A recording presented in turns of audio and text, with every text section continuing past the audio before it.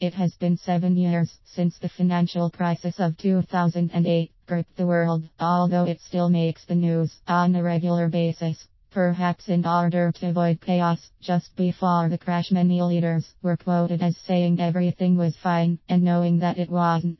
The subprime mess is brave, but largely contained. Federal Reserve Chairman Ben Bernanke, in a speech before the Federal Reserve Bank of Chicago. During another interview, he was quoted as saying, "If that weren't distressing enough, the following predictions are from other leaders across the financial services. A very powerful and durable rally is in the works, but it may need another couple of days to lift off. Hold the fort and keep the faith." Richard Band, editor, Profitable Investing Letter, March 27, 2008. At the time of the prediction, the Dow Jones Industrial Average was at 12,300. By late December, it was at 8,500. T. Boone Pickens, June 20, 2008. Oil was then around 35 a barrel. By late December, it was below zero. Finance and housing forecasters missed the mark as well. Left bracket AIG, right bracket, could have huge gains in the second quarter. Bijan Mozami, analyst Friedman, Billings Ramsey, May 9, 2008. AIG wound up losing billion in that quarter and $5 billion in the next. It was taken over in September by the US government, which will spend or lend $50 billion to keep it afloat. Barney Frank Dimas, House Financial Services Committee Chairman, July 14, 2008. 2 months later, the government forced the mortgage giants into conservatorships and pledged to invest up to $0 billion in each. I think Bob Steele's the one guy I trust to turn this bank around, which is why I've told you on weakness to buy Wachovia. Jim Cramer, CNBC commentator, March 11, 2008. 2 weeks later, Wachovia came within hours of failure as depositors fled. Steele eventually agreed to take over by Wells Fargo. Wachovia shares lost half their value between September 15 and December 29. Existing home sales to trend up in 2008. Headline of a National Association of Realtors press release, December 9, 2007. On December 23, 2008, the group said November sales were running at an annual rate of 4.5 million, down 11% from a year earlier. The worst housing slump since the Depression. Not everyone was caught off guard by the crash of 2008. Here's a fortune list of some who predicted it. Unfortunately, many who saw the crisis looming on the horizon didn't get headline attention. Probably because they weren't employed by high-profile institutions. In finance, a market crash is considered a systemic risk or risk beyond investors' control. Although they cannot be prevented, they do provide warning signs. Concerns now lie in the fact that once again, markets are at all-time high with exuberance among investors and many ignoring the possibility of a crash. Here I'll coin the term crisis advisor to refer to a financial advisor who doesn't ignore the possibility of a crash and builds contingencies into an investment strategy.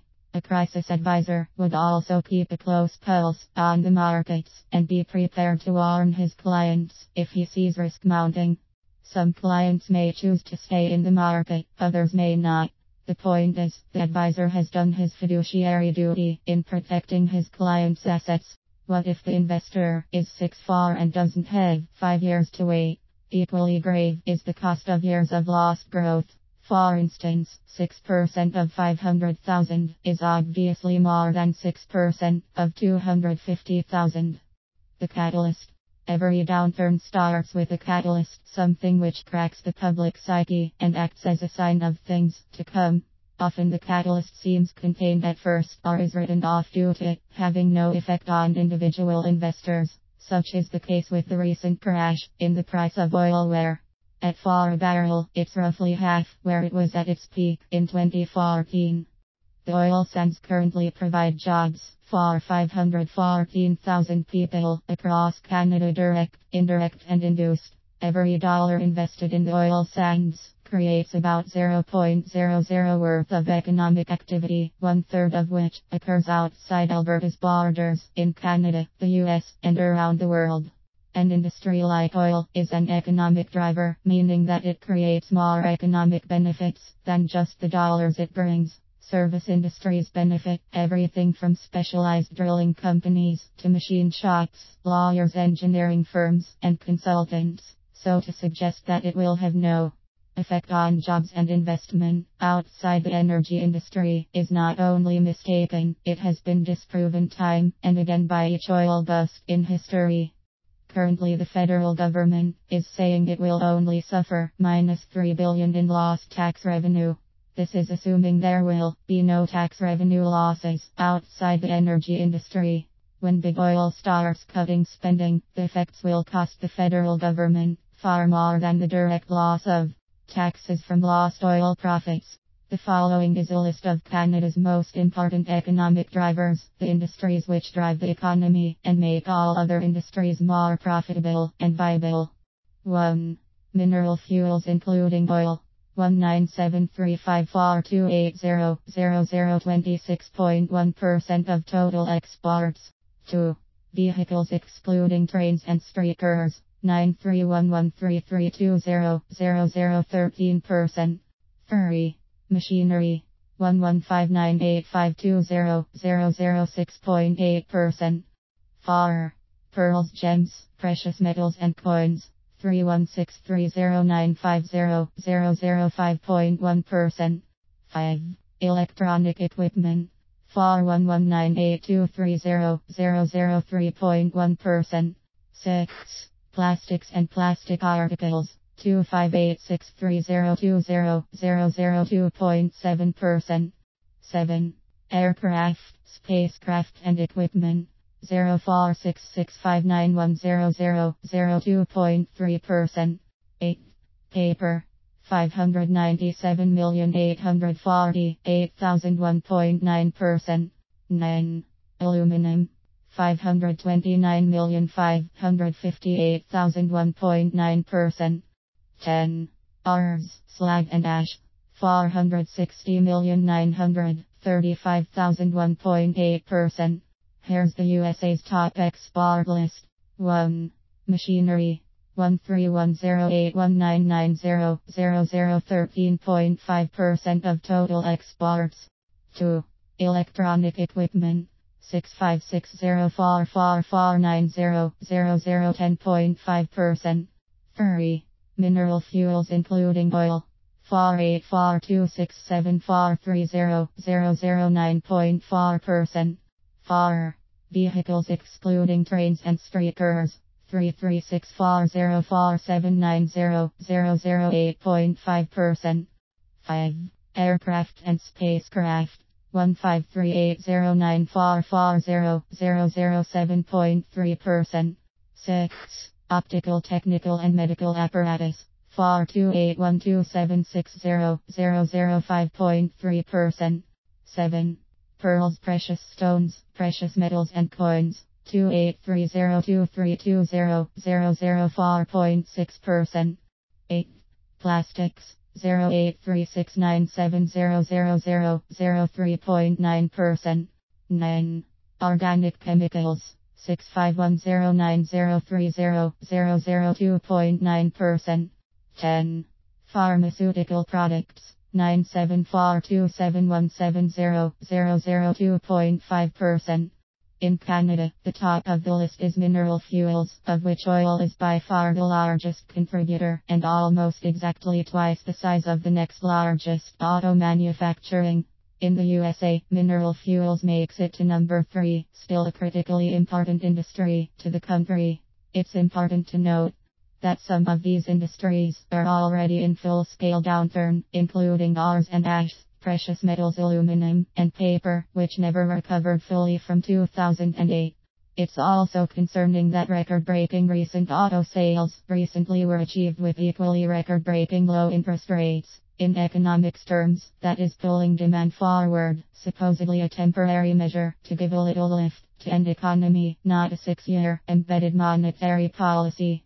The problem with leaving rates this low for this long is that a full cycle of mortgage renewals, car loans, and big ticket items are sold at unsustainable interest levels. Did you know we currently have the lowest rates in recorded history for the longest time in history?